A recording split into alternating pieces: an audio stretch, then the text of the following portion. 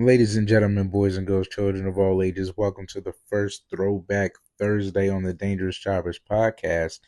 And in honor of the Motor City Machine Guns debuting on SmackDown, we have decided to go back and dig into one of our first interviews, actually our second interview, as 2022 with Motor City Machine Gun Alex Shelley. We dive into a lot of things you can kind of compare to today. Is it's still relevant, it's still very important in today's landscape. We talk about who Shelley came up with, the new generation of fans Shelley could be interacting with today, what he ultimately wanted for his career, which really reflects today, how he felt going into his first world championship. Just a lot of great nuggets. So without further ado, our first Throwback Thursday. Check it out. Here we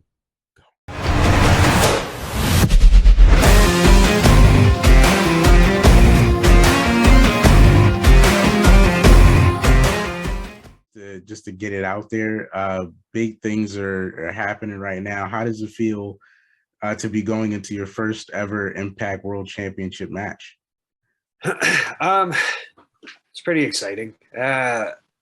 Impact as a company has changed drastically.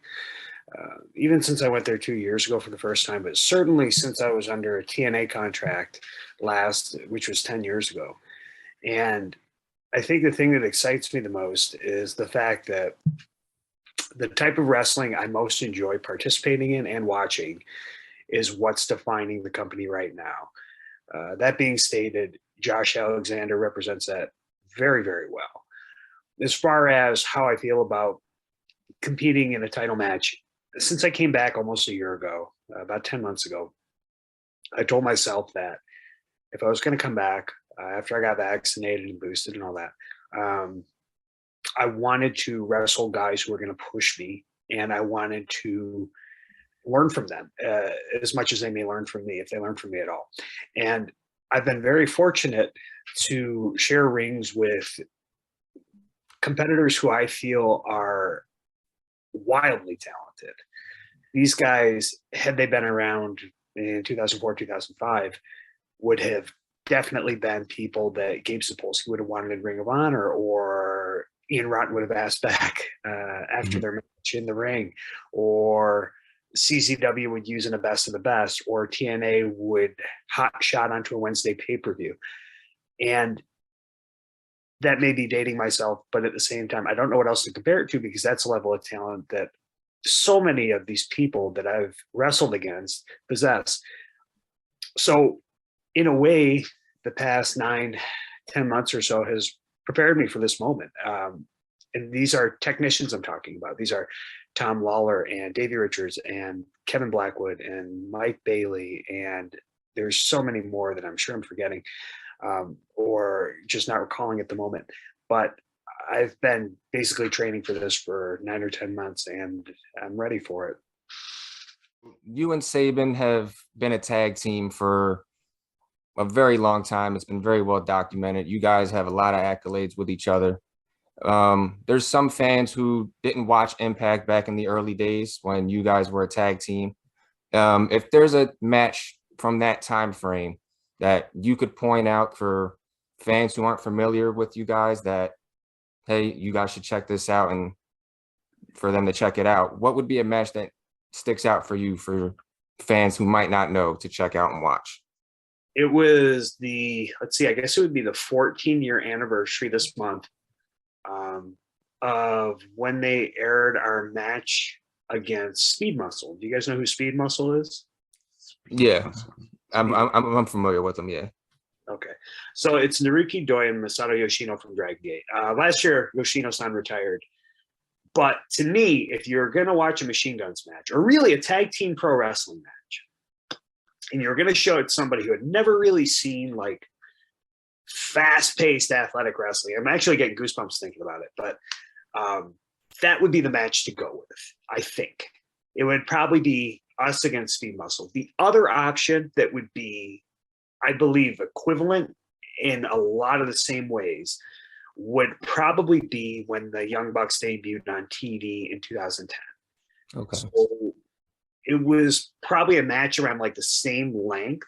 I think both matches they're sub 8 minutes. They have to be. I think they're like closer to 6.5, 7 maybe. But you watch Nick and Matt, and the first time you see these guys, it's like, holy shit. Like they're just, pardon my French, fucking unbelievable.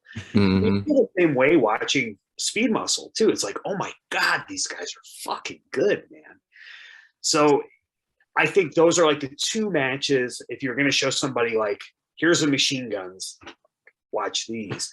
And I almost feel like the story of our careers is we're really good, but oftentimes people look better than we do. And I don't know that you would watch either match and come back thinking like, wow, the Machine Guns were like the better of the teams. And maybe I'm biased, but I was a huge Speed Muscle fan and a huge fan of the Bugs. Like I helped them get their job in TNA. And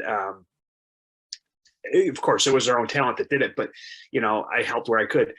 So I think if you give those two matches a glance, or you show those to people who really don't know what tag team wrestling is per se, or maybe like haven't really seen like athletic pro wrestling, they think pro wrestling is very much kind of integrated with what like you would perceive it to be in the 90s, then this is like state of the art in a lot of ways.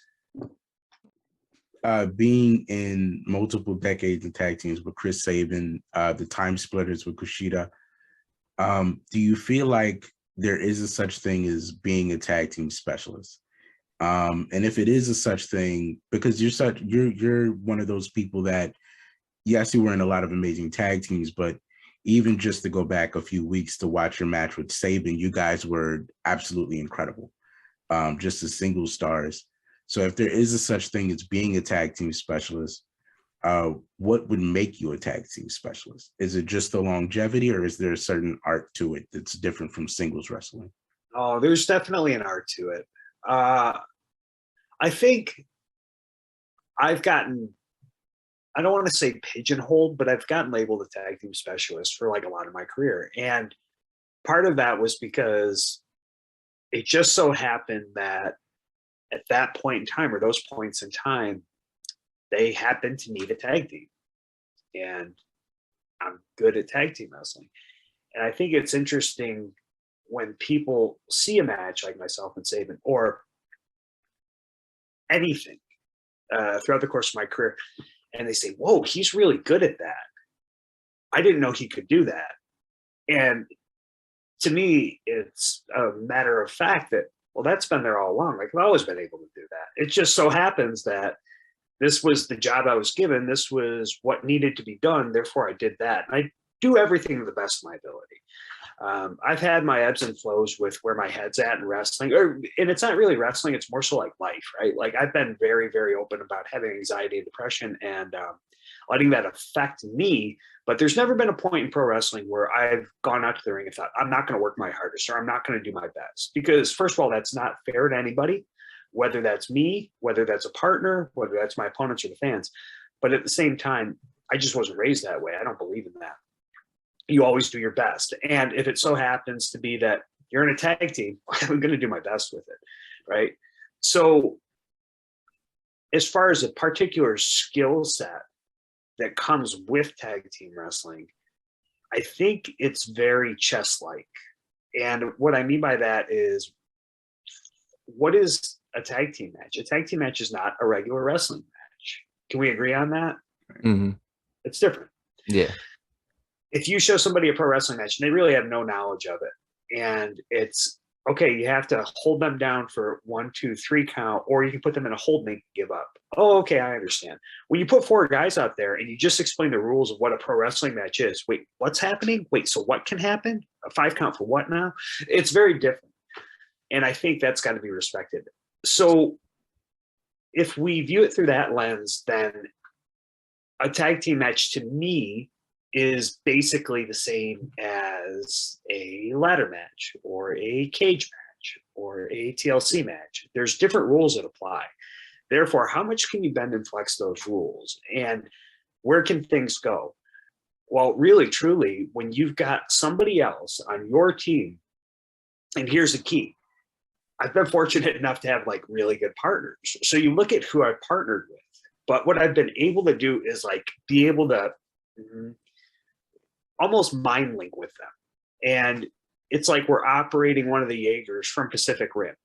Like we're each one half of the body, right? So in being able to do that, it's almost as if I have two of myself out there. And if I can match their timing and I can understand how they think, then that allows me to go into sync with them. That's where the real success comes in as far as how the machine guns operated and then how the time splitters operated too. Obviously, there's a lot of similarities between the three of us. If you look at me, Kushi, and Saban, like it's very obvious that we're all, first of all, trained by the same guy in a lot of ways and had a lot of the same experiences. We're all about the same age. So I'm actually the youngest out of the three of us. And respecting that fact, if you're talking about the time splitters and machine guns in particular, it forms this sort of triumvirate where the skill sets are similar. Everybody can kind of do everything. Everybody's got the same general strength, speed, agility.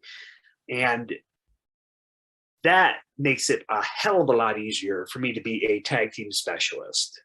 Because I noted that you work in the physical therapy field, that is very interesting to me. Has that helped you at all in the wrestling business as opposed to dealing with injuries and, you know, types of pains for yourself or for people that you work with? 1,000,000% yes.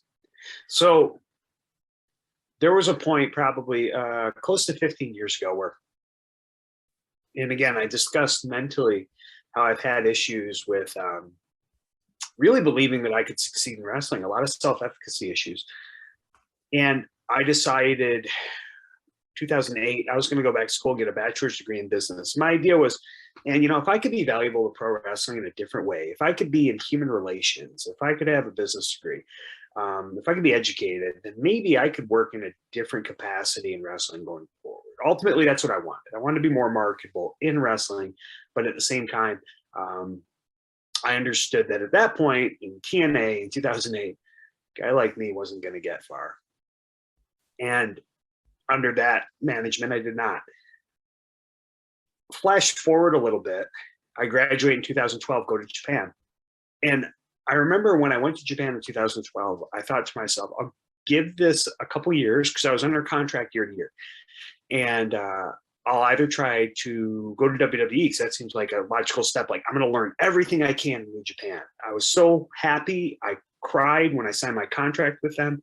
And they welcomed me in, and there were so many great wrestlers. This is going to be so cool. I'm going to suck up so much knowledge. When I was 21, I had been in 01 Max for a year plus, and I was on every tour, and I got so much better. And great, you know, I'm in my late 20s. I'm just going to continuously improve. And now I've got my bachelor's degree. I've got my 4-year degree, like with a human resources concentration. This is cool. Okay. So I'm there for a few years, and I start to go back to the idea of academia.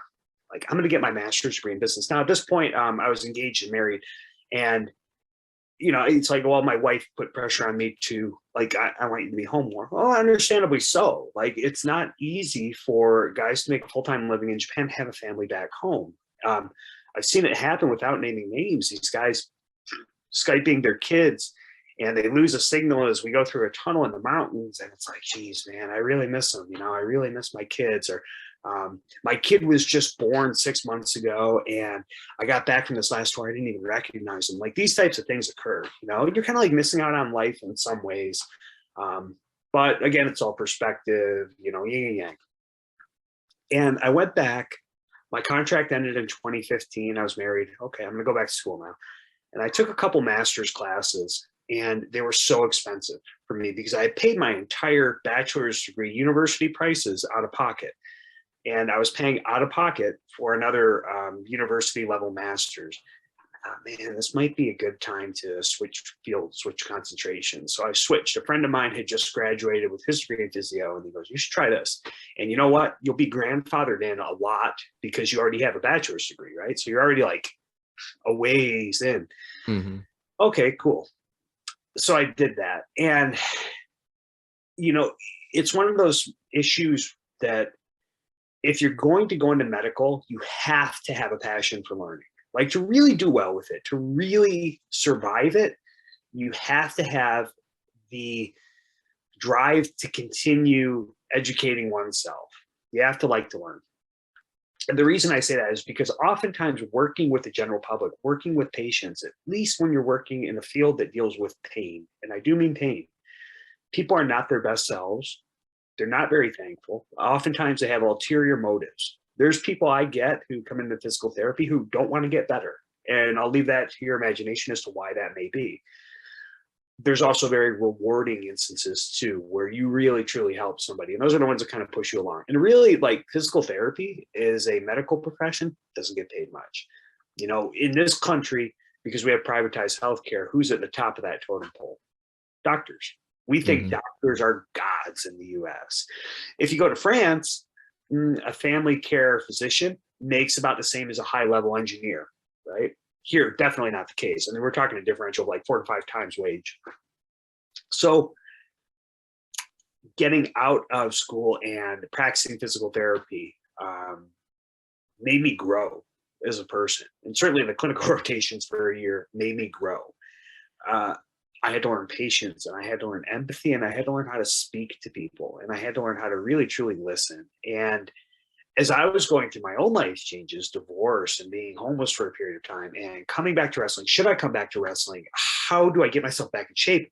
You know, you learn all these things, and you dive into this research, and whether it's mental health or biomechanics or nutrition, I'm doing this all along while I'm also working with people and figuring out exactly how people heal and how they move and how everybody moves differently. And the best way to move is at certain points in the lifespan, but also in injury, because there are different phases of healing and different stressors you should put on tissues at those points.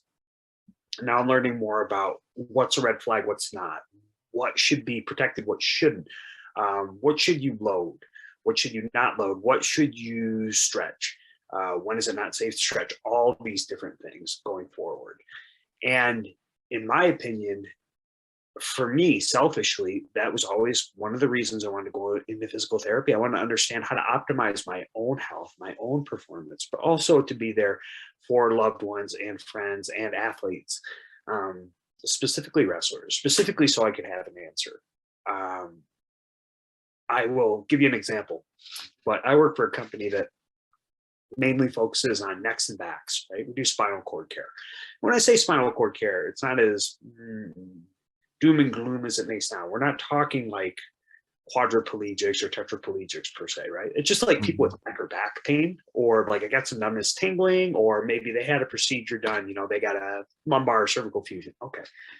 But this is when it really hit that it was something that I knew that other people didn't. I had come back to wrestling. This was 2019. And first company I came back to, I wanted to come back to Ring of Honor first because they put me through school.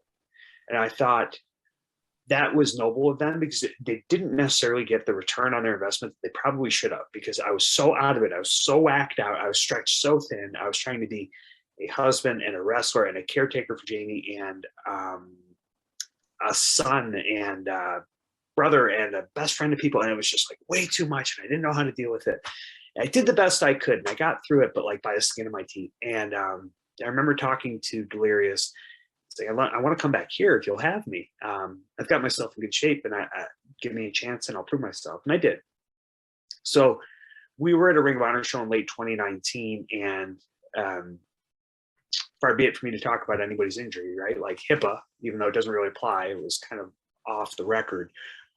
But one of my friends, who is a wrestler, was complaining about this shoulder pain. Man, shoulder. And I asked him how he got injured. He explained it to me. And okay. And I said, are you sure it's your shoulder? He goes, I don't know what else it would be. I said, I think it might be your neck. So I ran through a cluster of orthopedic testing on him. And there's all these different tests. You can do distraction tests, Sperling's. You test his rotator cuff, make sure nothing's torn. You test his biceps tendon, make sure nothing's torn. Okay, Speed's test is negative. Hawkins-Kennedy, negative. Sperling's positive. It's like, what's going on? And I realized right away, dude, it's not your shoulder. It is your neck. And I said, when I do this, does it make it feel better? Yep.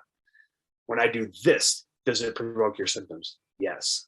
Like, oh, dude, you have a neck injury. Like, you have a bulged disc at the very least. Oh, and he freaks out. No, don't freak out. Because in medicine, you have to realize you don't treat the diagnoses, you treat the symptoms, you treat the person, right? I believe it was Hippocrates who said, know the person who has a disease before you know the disease that has the person. And it's like, you're a pro athlete, man. Like, you've been working out on this, like you've been wrestling on this for, a little while, but it might behoove you to take a month off and just kind of like let this settle down, let these symptoms go away. And I saw this gentleman not that long ago, and we talked about this. Well, you remember that? And he goes, yeah, man, yeah. I showed him what to do for it, right? Like, move your neck this way. Don't do this. Don't do this. Definitely back off these exercises, but start doing these ones. He goes, the advice you gave me was so great, and I've never had any issues since. And that to me was like worth it in a lot of ways, right? Because my path is a very strange one in terms of pro wrestling, in terms of life. And having that skill set to understand health and the human body and anatomy that way, when a lot of people don't, and have that answer for him, be able to help him, is really, really rewarding. Because you've been in this since the 2000s, if you're a fan like me that did watch Impact or TNA in the 2000s and remember you fondly from that era, I've seen you more recently in MLW working some of their shows whenever you're in Philly. So I've seen how good you are now, and of course how good you've been on Impact. And it's just as good, if not better, probably better.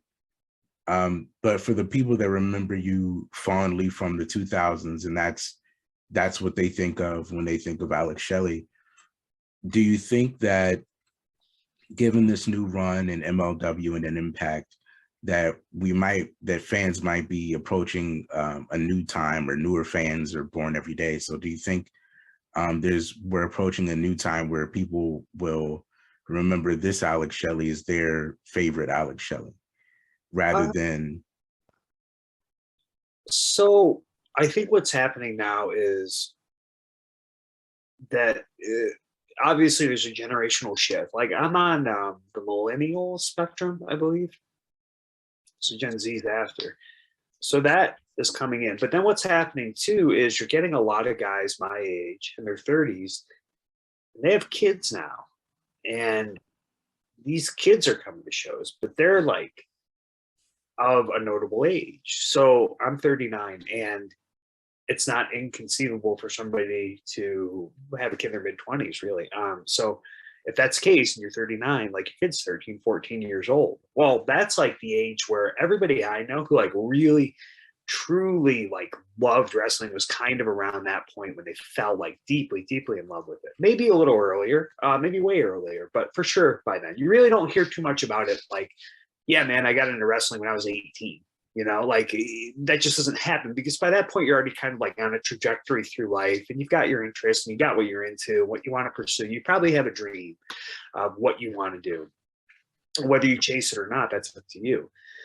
So it wouldn't surprise me if, like, 4 or 5 years from now, maybe I wrestle somebody and they would be 19, 20 years old, and like, oh yeah, I've been watching you for like a while. I started watching you in 2020 on Ring of Honor, Impact, or whatever the case may be.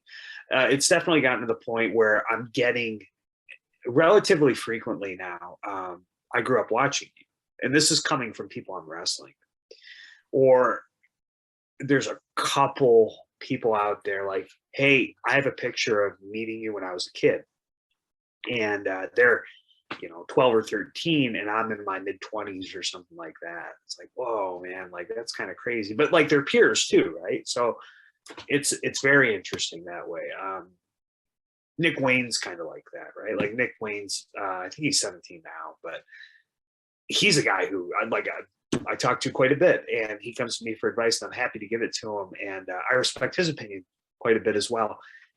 And when you talk to him, or when I talk to him at least, like, it's like there's no age difference in a lot of ways, at least when it's wrestling. And then, when he talks about other things, I'm like, oh yeah, he's 17. He probably thinks the same thing about me. Like, I'm almost 40. But yeah, he's a guy who like grew up watching me, and he was a fan. And then he views me very differently than I view myself, or my peers would view me too. So there's going to be a whole new generation of fans. To answer your question, yes. Like, ultimately, we are getting a new generation of fans, or a new cluster of fans, who are going to be, young teens right now. And these guys, depending on who they watch and what they gravitate towards, are going to 5-10 years from now end up citing certain people in this period of time, guys who are being featured now on TV or on the independents or whatever it may be. Yeah, he's the reason I got into this, or he was my favorite, or there was something about him that made me think I could do it, that drew me in. And it'll be interesting to see like who they end up gravitating towards. I think it'll be really intriguing 5 years from now to hear if, yeah, I got into wrestling because of Lee Moriarty, or if I got into wrestling because of Jordan Grace. You know what I mean? Like, just like these interesting characters that are out there that do these different things too. And I think that'll be really cool, like going forward, to just hear where people found their muse, got their inspiration. I agree with that. And that's interesting too, because like you said, some people that you wrestle now or that you don't wrestle now, they come to you and they say, hey, you're the reason I got interested into this and things like that. When you were starting out and when you were getting started, who are some of the people that got you interested in the business that you kind of gravitated towards? Right. So I was really, really very lucky. I look at my career and I've been very lucky. And I literally was able to wrestle with so many of my heroes really quickly. So I grew up watching WWF in the 90s. That's what I watched, right? Mm-hmm. WCW didn't drive with me, being from Detroit. We got WWF, but also I liked the colorful characters, and I liked the costumes and the glitz of it, and kind of the sheen that was over everything. My favorites were, as a kid, right, Razor Ramon and 1-2-3 Kid, Owen Hart, Bret Hart, Shawn Michaels, Diesel, all those types of guys. And you go from there, and eventually you see other things. And in Detroit, we were really, I don't know, maybe an aberrant, because we got so much wrestling. We got so much. So as a kid, I could literally, and I'm talking like I'm 11, 12 years old, but I could watch WWF on Saturday. WCW would be on at nighttime. And then once they got the cruiserweights, I started to kind of, oh, okay, this is interesting. This is different. So then, probably 95, 96, I started paying attention to them. And we also got USWA, we got Smoky Mountain, we got ECW. So we had access to everything, man, absolutely everything.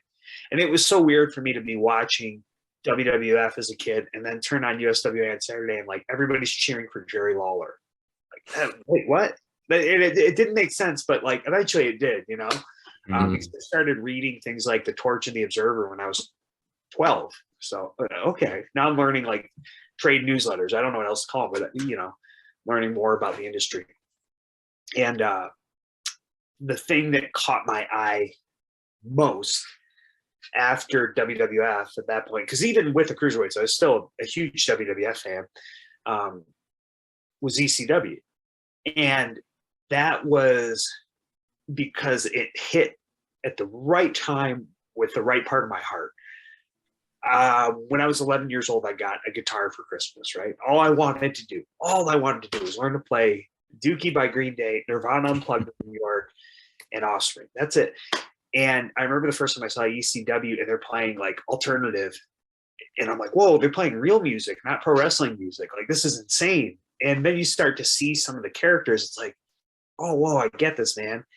And you see some of the guys that they use, because they use great wrestlers too. And it's like, this is fucking cool.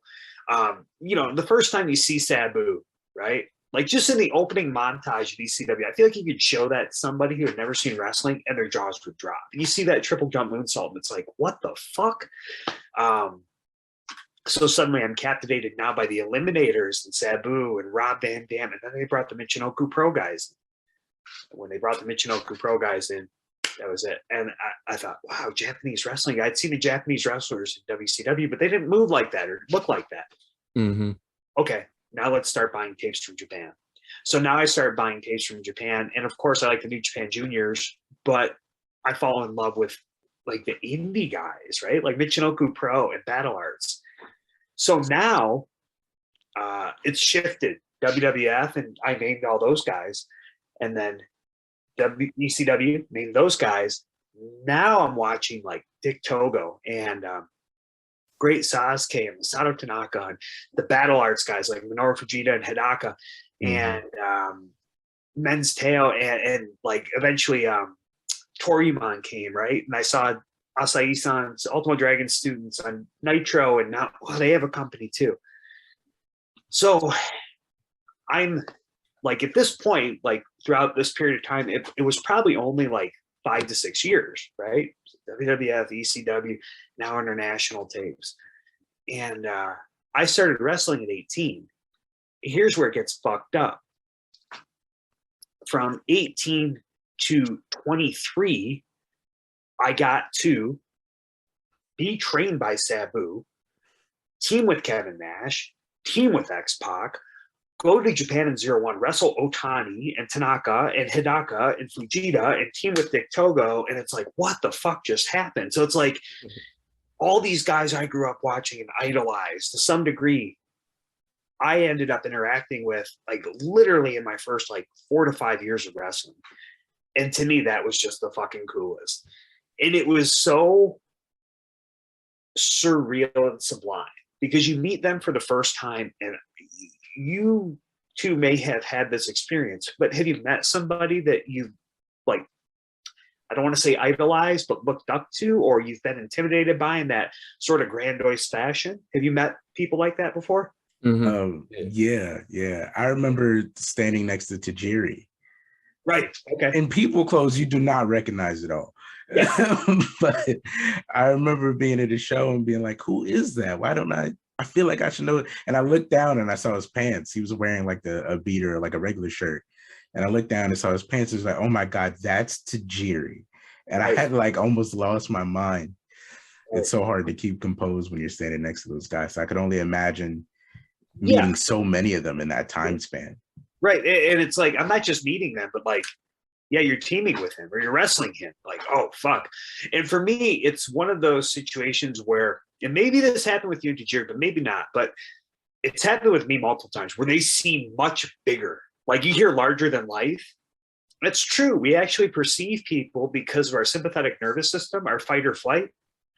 We actually perceive people to be like larger when we first meet them, if we're kind of amped up. And that's just the way the brain works. So I remember meeting like Tanaka and Otani-san for the first time. Like, holy fuck, man, they're huge. And I look back on them like, oh, they're not huge. they're closer to my size, you know? But like the first time you meet them, it's just so, whoa, right? So for me, it was, and this is where I think you get the sign of somebody who's aligned with what they should be doing, or really truly a great athlete who is meant for their sport. They have a couple different abilities that the regular athlete does not have. One of them is they're able to calm their nerves down right away. And you talk to all these wrestlers, right?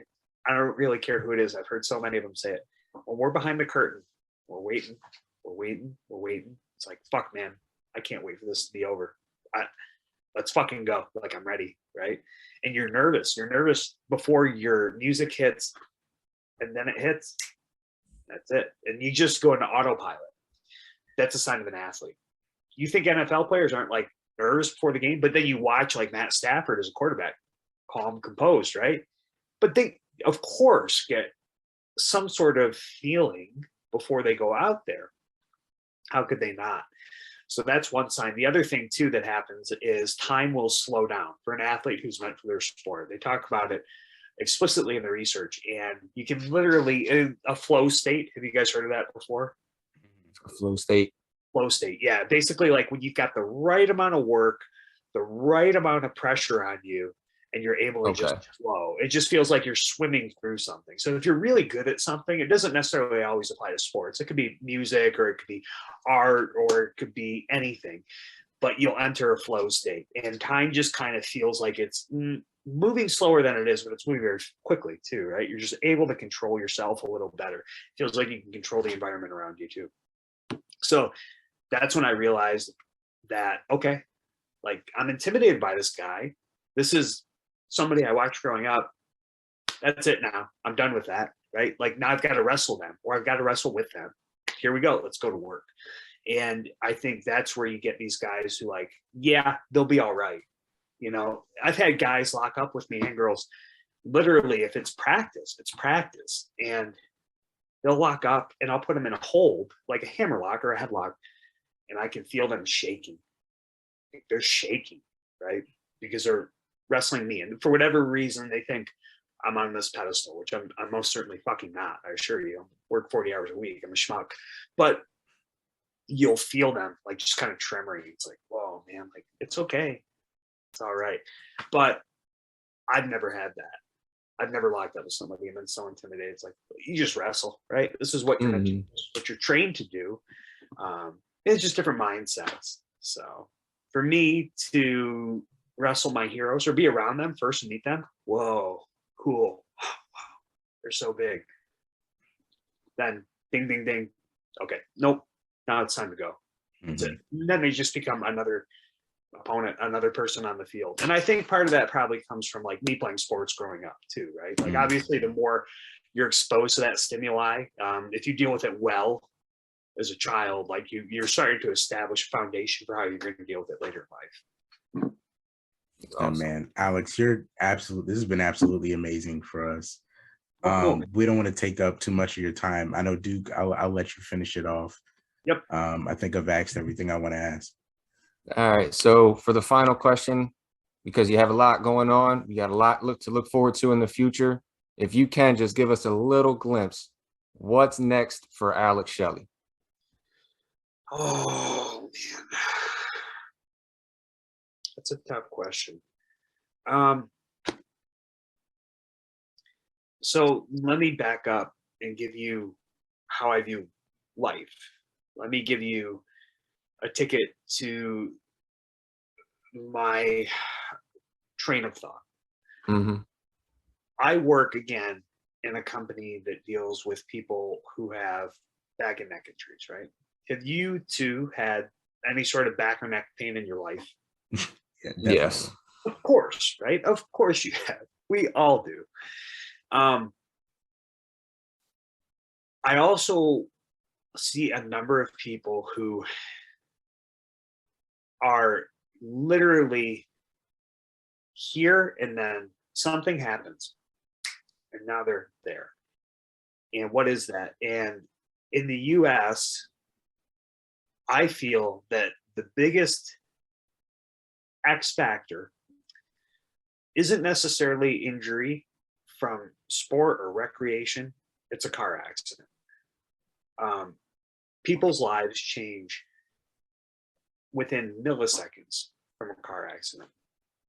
So when I first started working in that clinic almost 4 years ago, I would talk to these people, and these were CEOs, and these were bodyguards, and these were bodybuilders, and these were personal trainers, and they were lawyers. And literally, they're one car accident away from having their life completely flipped upside down. That's it. They were one car accident away. Something happened, and now it's totally different. And I mean, absolutely every aspect of their life. And that, to me, is somebody who before that always wanted to have like a little bit of control of everything, or a lot of control. I always wanted everything planned out, and I'll do this, and I want this routine. It's like I would have been great in the military, is what I've been told. Because you give me these objectives, A, B, C, all the way through Z, and I'll do them. And this is cool, and you know what to expect, and there's no surprises. And what that ends up doing is the more you try and hold on to something and squeeze it, right? Because life is chaos, truly. the more you end up expending this energy that is ultimately futile. You can't control life, right? You can only do your best with what's given to you. But if you're a control person, you'll end up stressing out, and you will likely end up burning out and becoming depressed, because if something is out of your control or you lose control, then what happens? Now I'm worried. Now I'm upset. Now I'm anxious, or I'm sad. So I used to be very much like that. And I went to a mental health professional and I learned a bunch of coping tools. And then working in this job, I started to understand. Mind you, I'm still going to a mental health professional like 4 years ago as I'm working in PT. So it's like, wow, I'm getting treated as I'm treating. And this is highly beneficial because now I'm reprogramming how I think. And I got this perspective that was totally different. And I don't think too much about what the future is going to hold. And I try not to want for much, because I'm so blessed and I'm so fortunate in terms of what I've been able to do in my life, and in terms of the situation I've managed to set up for myself. I own my home, and I just bought a new car, and got money in the bank, and I've got numerous things I can do for income, and all these different skills, and all these different people who care about me. And it's like, what more do you want, right? Yeah, it'd be nice to have a lot more money. Yeah, it would be nice to have maybe a bigger home or something like that. But do I really need that? Not really, right? Like, you can only be in one place at one point in time, period. So if you're happy where you're at, you're doing pretty good ultimately. And again, talking about all these successful people I've worked with, a lot of them were miserable. Like, they had all these things that on paper would be objectives you tick off, like, yeah, you're doing great. Wow, you have this and you have that and you have the other. But they weren't happy. That's it. And if you're happy, you win, right? So again, as far as what's next for me, I try not to think about it, and I try to just do the best with whatever I've got and just be present in that moment. Now, are there goals? Yeah, but I feel like goals are dangerous too, because at the same time, what happens when you meet a goal? Where do you go after that? Mhm. Like, I met the goal. Am I done with it now? Like, do I just abandon everything that got me there? Therefore, what I found to be most beneficial is enjoying the process of getting to the goal. And if you do that, then, well, I hit the goal, but I can still do this, and I'm good at this, and I'm enjoying this. This is helping me. Let's keep going. And that's how I approached it when I came back to wrestling a couple years ago, but certainly since I came back a year ago. Certainly since I came back a year ago. I'm going to enjoy this process, and I'm going to do the best with what I got. And it's worked out really, really well. And I've been so happy to work for all these different companies, and MLW and PWG, and I was IWTV champion. Now I'm champion for Prestige, and I work for Impact, and like, wow, this is so great. So if I had to say that there's things I would like to work towards and identify them, I would, at this point in my life, I would really like to sign a full-time contract again with a wrestling company and wrestle full-time for a living. And I feel like I've had my time in physical therapy, and I've, practiced for almost 4 years, and okay, cool. Like, check, I did it, right? And I can always go back to that. No problem. Just got to maintain my licensure, which isn't all that hard, especially because I think I've got enough continuing education to renew it now. But I would like to go deeper into wrestling and see like what I'm capable of, and like go deeper into the strength and conditioning realm while I do that, deeper into the coaching. And I'm kind of like this weird underground coach in pro wrestling, where in the past couple of years, like, there's this whole swarm, like this whole cluster of wrestlers who come to me for advice. And I'm not saying that to be braggadocious or say like, Alex Shelley's such a great teacher. That's not the case. What I do is I learn from them too. Like, they're teaching me just as much as I'm teaching them. So it's less of a student teacher. It's more so peers who use each other as a think tank, right? Mm-hmm. Ideas off each other. Here's how we can go about this. Man, what do you think? Oh, here's what I think. Oh, this would be cool, wouldn't it? And you work together as a team. And I would like to do more of that, right? Whether that's with Impact or whether that's with a different company, or just the way I've been doing it too. The only downside, the only negative thing, and I can't say this is a negative in my life currently, is I don't sleep. I do not sleep. So, everybody has a wearable device now, right? Whether it's like a Fitbit or I use an Apple Watch for physical Mhm. therapy, especially because I need a timer quick to test people and, whatever. Um, but I also have a wearable that's called an Aura Ring. So it's like this ring you put on when you go to bed. So watch is kind of uncomfortable to like sleep in, right? So you put this ring on, and basically it tracks your light sleep, deep sleep REM, HRV, a couple different biometrics when you get up, whatever, and it gives you, loadouts and okay, cool. They actually use them to measure body temperature for the NBA players when they first came back from the pandemic, just to see if they were getting like sick, right? Like, are you getting a fever, right? As one of the early COVID symptoms was fever. So I say all this because it gives you an average every month about how much you actually slept. And this sounds fucking insane, but I told Saban the other day, he goes, man, Patrick, that's really bad. I was like, well, yeah, I know it's bad, dude. The wound's open. We don't need the salt. But it's like, I think my average for June was I slept on average, right? So there's nights where I get much less, nights where I might get a little more, but 5 hours and 13 minutes a night, right?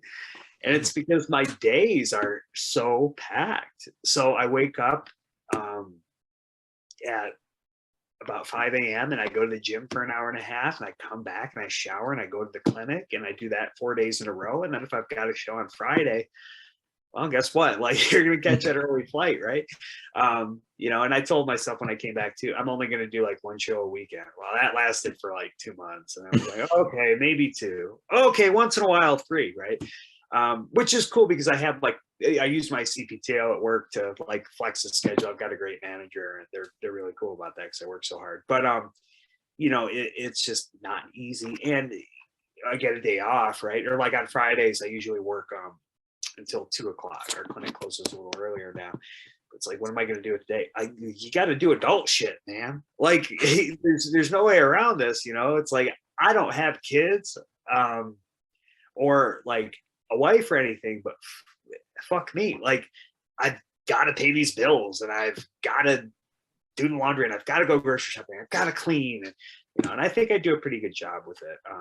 All in all. But then on top of that too, like, I'm still there trying to be there for other people.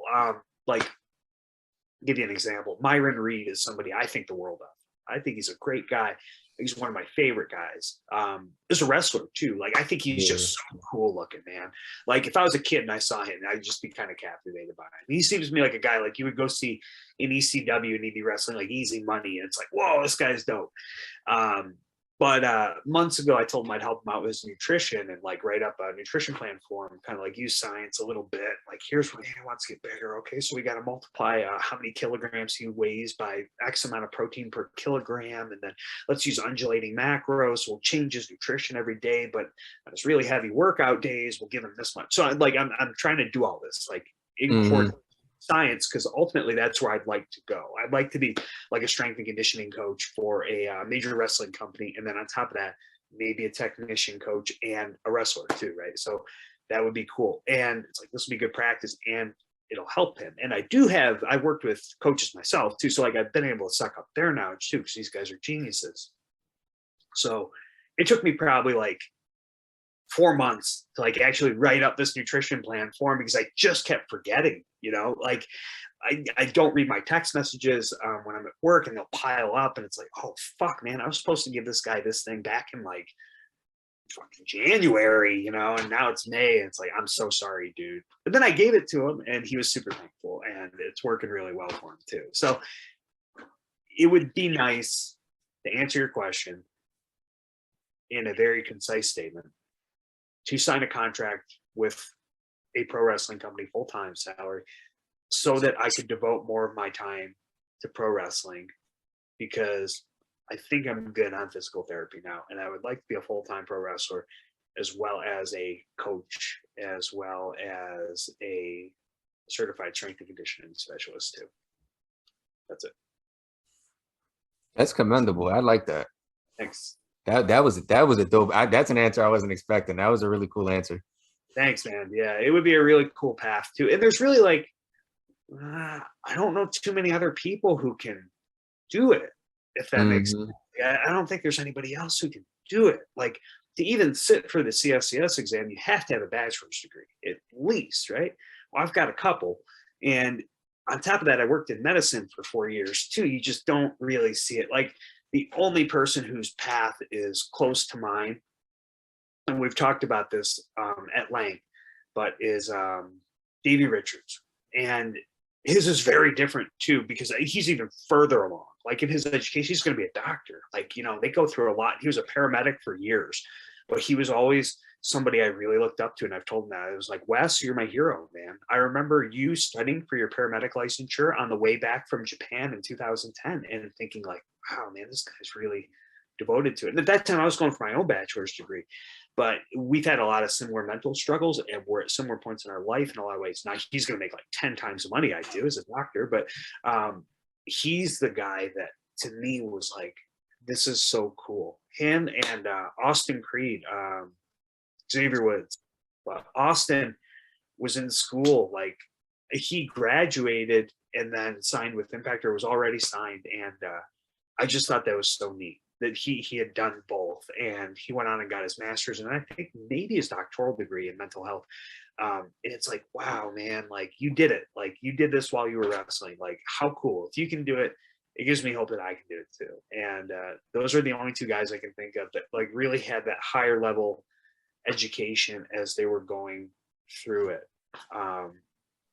And Steve Macklin's actually doing it right now. Like, you'll see him in the locker room, and this is cool. And like he's what are you doing, man? Oh, doing homework. Bro, I understand.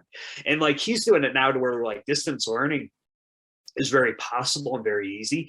When I did mine in 2009, 10, 11, like it wasn't as common, right? And we didn't have Wi-Fi everywhere. So literally I would be on like the hotel computer while we were on the road. And I used to room with AJ Styles, right? AJ was like a big brother to me. He took care of me for the last probably like year and a half, 2 years I was there. And it would be like, okay, Alan, I'll be back in an hour to go to the gym, man. I've got to go down to the lobby and submit this paper for my economics class. Okay, man. And it was just like a lot. And we'd be in Abu Dhabi, and like I'm sitting there answering discussion board questions, right? So it was really something I'm very proud of, I realize now. And it was not easy to do. That's cool. Yep. Well, guys, that's it. This is the Alex Shelley Experience. Alex, thank you for being on the show again. Thanks, guys. But yeah, that's pretty much it, guys. Thank you for tuning in. Make sure you stay up. Make sure you stay blessed. And as always, people have been asking me to be the best in the world. Why, Eddie, why?